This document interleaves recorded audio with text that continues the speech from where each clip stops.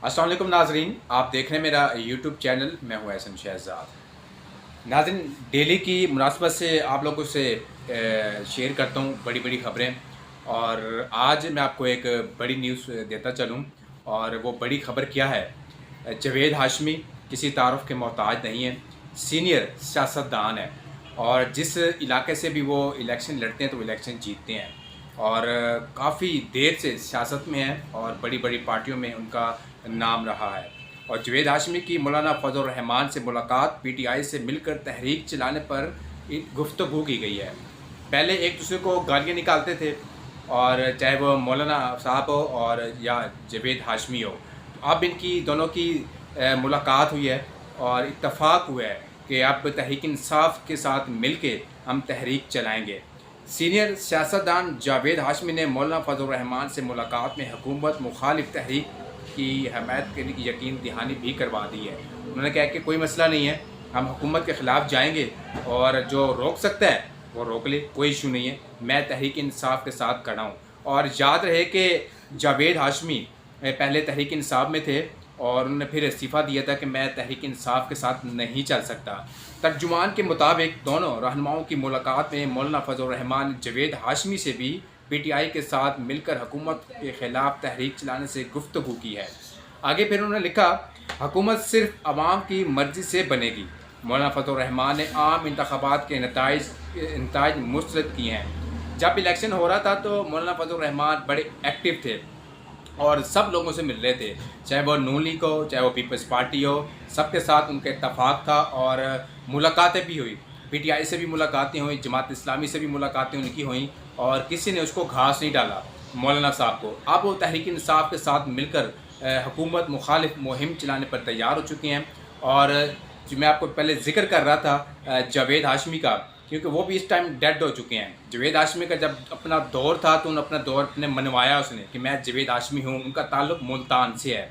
तो अब जावेद हाशमी साहब ने मुलाकात की और मौलाना साहब को पहले फ़ोन किया, उन्होंने कहा जी टाइम दिया मुलाकात के लिए, मुलाकात हुई। अब उन्होंने ये फ़ैसला किया कि तहरीक इंसाफ के साथ मिलकर हुकूमत के ख़िलाफ़ हम मुहिम चलाएँगे, जो इलेक्शन हुआ हम इसको नहीं मानते।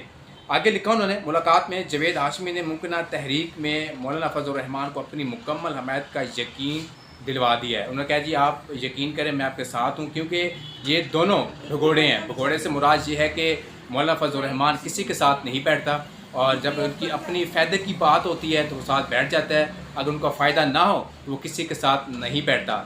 दूसरा, जावेद हाशमी का भी यही सूरत हाल है, जिसके इक़्तिदार में कोई लोग हों तो उनके साथ मिल जाते हैं, जब वो इक़्तिदार ख़त्म हो जाता है, उसकी गवर्नमेंट ख़त्म हो जाती है तो वहाँ से फिर वो रिज़ाइन दे देते हैं। जैसे कि तहरीक इंसाफ में जब वो थे, तो जब तहरीक इंसाफ की हुकूमत ख़त्म हुई तो उन्होंने कहा कि मैं तहरीक इंसाफ के साथ नहीं चल सकता। तहरीक इंसाफ ये है वो है जैसे सियासी बयान होते हैं, उन्होंने बयान दिया, बहरहाल उन्होंने फिर गेम ख़त्म कर दी। इससे कबल मुजफ्फरगढ़ में जलसे से खिताब करते हुए मौलाना फजल रहमान ने 8 फरवरी 2024 को होने वाले आम इंतखाबात के नताइज को मुस्तरद करते हुए कहा, हुकूमतें बनेंगी तो सिर्फ आवाम की मर्ज़ी से ही बनेगी। ज़ाहिर है अब जो इलेक्शन हुआ आपने देखा, अब मौलाना साहब कह रहे हैं कि ये जो इलेक्शन हुआ हम इसको मुस्तरद करते हैं, हम इसको नहीं मानते। और भाई जब आप नहीं मानते तो फिर आप क्यों बैठे पार्टियों में?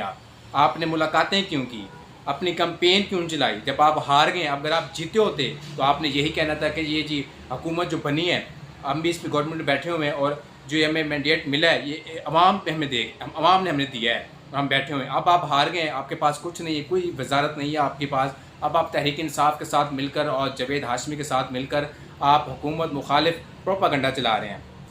सरबराह जेजुआई ने कहा, ये नहीं हो सकता कि तुम अवाम के हक़ से मजाक करते रहो, और ये नहीं हो सकता कि टांग पर टांग रख कर कहते हैं कि रिन्यू की आवाम को क्या हैसियत है। अब आवाम की क्या हैसियत है? आवाम की हैसियत ये है कि आवाम ने दिखाया, इस बार जो इलेक्शन हुआ, जनरल इलेक्शन हुआ, आवाम ने दिखाया कि इस बार आवाम किसको चाहती है। आवाम उसको चाहती है जो टाइगर अंदर पड़ा हुआ है। टाइगर कौन है? साबिक वज़ीर आज़म इमरान खान टाइगर हैं। तो उनको पता है अब टाइगर का कोई भी साथ छोड़ता है तो उसकी सियासत ख़त्म हो जाती है। जैसे आप देख रहे हैं परवेज़ खट्टर को देख लें आप, और केपी का जो एक और गवर्नर था उसको देख लें आप, और भी काफ़ी लोग थे, जावेद हाशमी को देख लें आप। जब से खान साहब को उन्होंने साथ छोड़ा तो उनकी सियासत ख़त्म हो गई, उनको घास को नहीं डालता। अब उनका हल ये है कि मौलाना फजल रहमान देख लें आप, पहले मुलाकातें भी हुई, सबके साथ मुलाकातें की, जब कोई हल नहीं निकला तो अब साथ आके बैठ गए, जी हम इनके साथ चलेंगे, कोई इशू नहीं है, नो प्रॉब्लम। और जहाँ तक हम तहरीक चलाएँगे, क्योंकि मौलाना साहब के पीछे जो एक पार्टी है, मौलाना की एक पार्टी है, वो पार्टी उनके साथ खड़ी है, अवाम उनके साथ खड़े हैं, जो मदरसे के लोग हैं, जो तालिब इल्म है, वो उनके साथ खड़े हुए हैं। कोई शक नहीं, उनके साथ अवाम है। अवाम से मुराद ये है कि जो मदरसे के जो लोग हैं, तालिब इल्म है, वो उनके साथ हैं, अवाम उनके साथ नहीं है। अब ये मौलाना फ़ायदा उठा रहा है और तहरीक इंसाफ के साथ मिलकर अपना काम करने जा रहे हैं। और जावेद हाशमी भी को पता चल चुका है कि सियासत मेरी ख़त्म हो चुकी है और मेरी कोई सुर्खी नहीं चल रही इस टाइम, टेलीविज़न के ऊपर कोई ब्रेकिंग नहीं चल रही।